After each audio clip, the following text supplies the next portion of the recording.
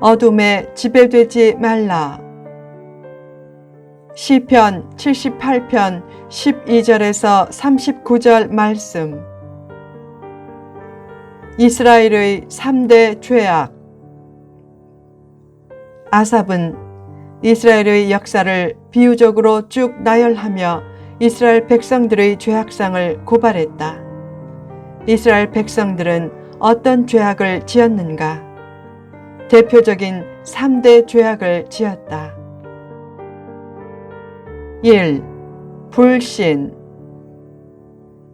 하나님은 10가지 재앙으로 이스라엘 백성들을 출애굽시켰고 홍해를 갈라 물을 양옆에 정지시켜서 그 사이로 이스라엘 백성들을 지나가게 하셨다.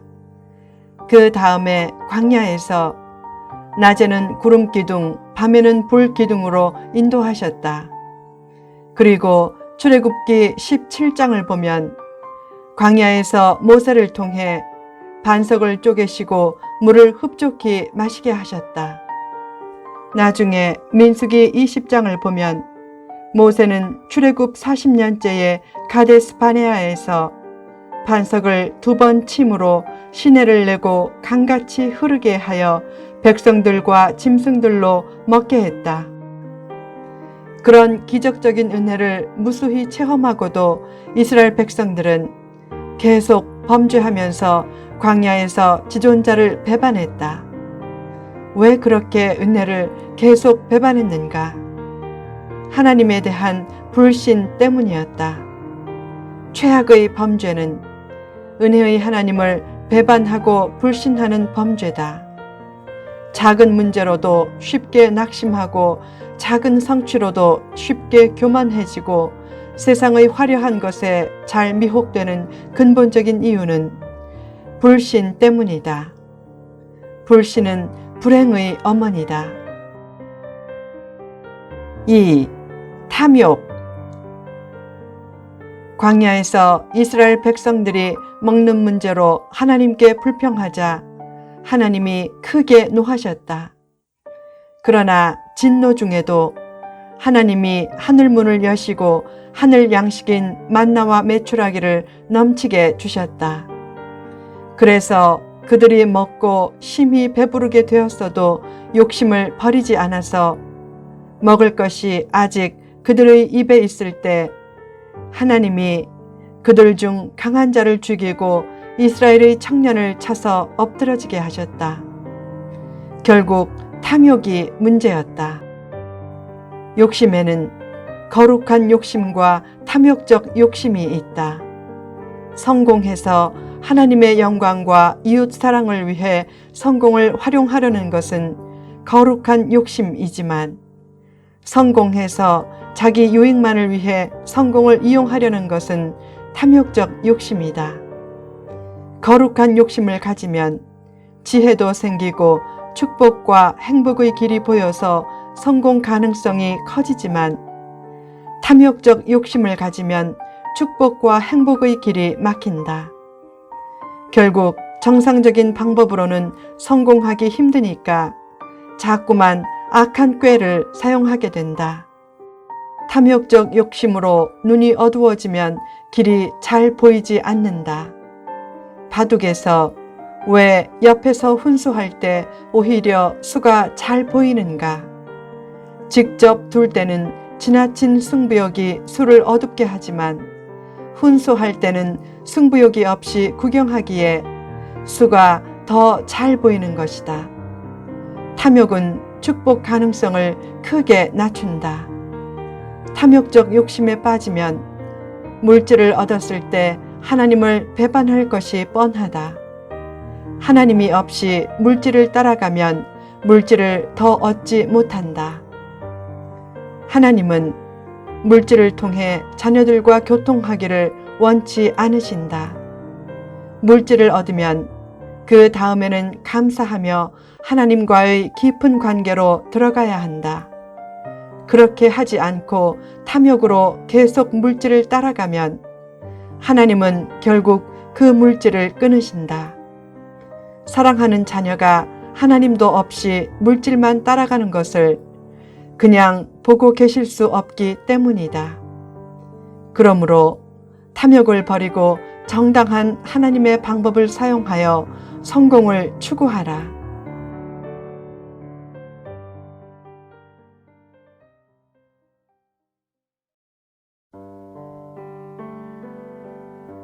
(3) 기만.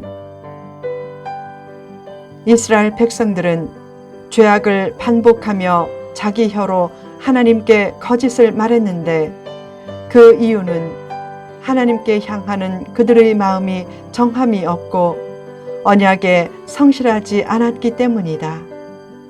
즉, 이스라엘 백성들은 광야에서의 시련과 어려움을 피하려고 피상적으로 하나님께 구하고 하나님을 찾았지만 그들의 마음은 여전히 하나님 앞에 온전하지 못하고 죄성과 육신적인 소욕에 따라 행하는 기만적인 모습을 보였다.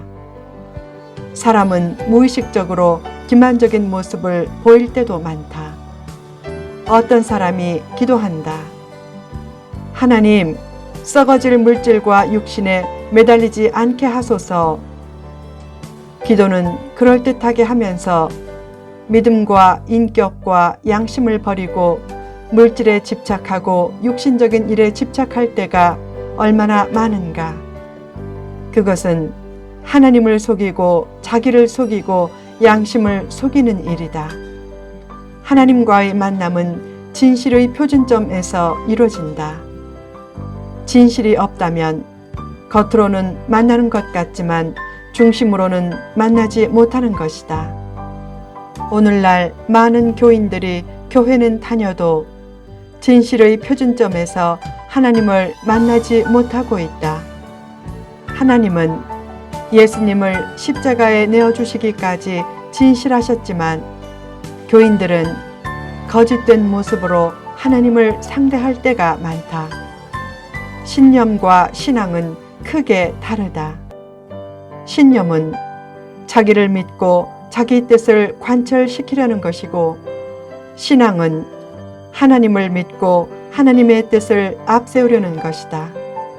양심도 너무 믿지 말라. 양심이 있어야 한다는 말은 할 수 있지만 양심대로 살아야 한다는 말은 신앙적인 말이 아닐 수도 있다. 양심 자체가 비틀어질 수 있기 때문이다.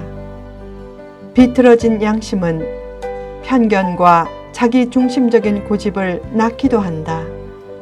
자기에게는 관대하고 남에게는 엄격한 것이 양심일 수 있다. 사람의 양심이 아닌 하나님의 양심 앞에 바로 서야 한다.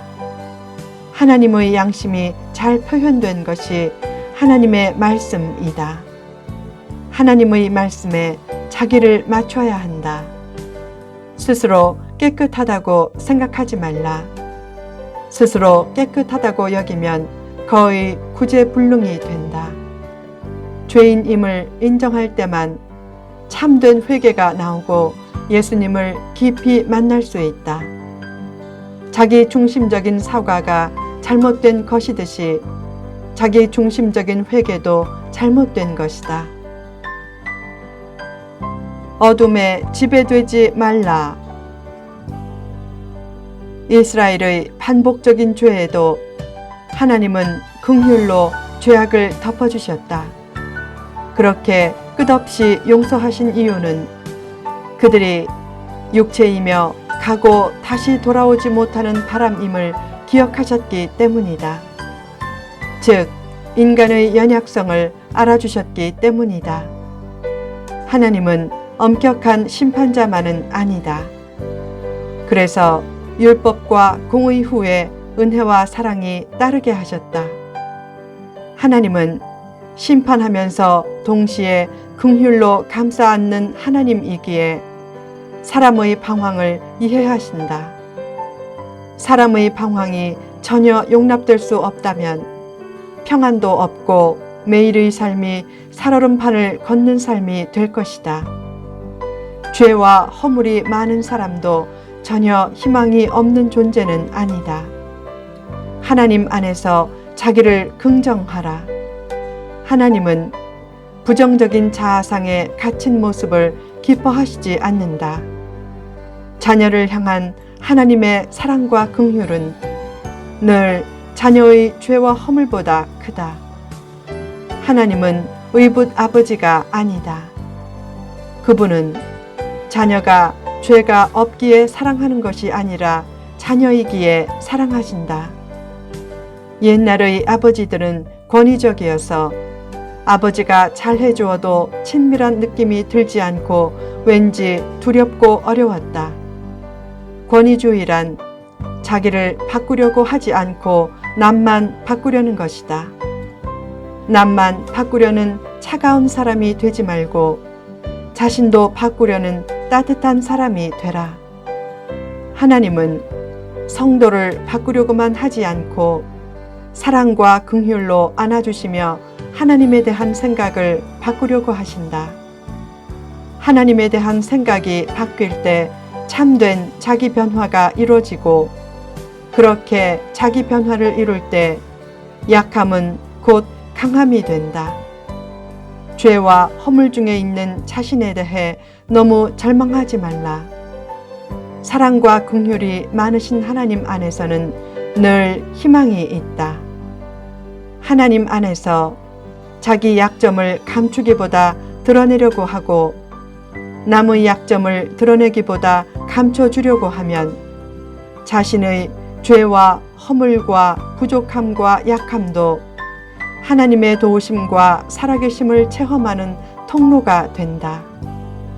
늘 사랑과 긍휼의 하나님을 붙잡고 어둠에 지배되려는 자신을 극복하고 긍정하며 찬란한 내일을 향해 나아가라.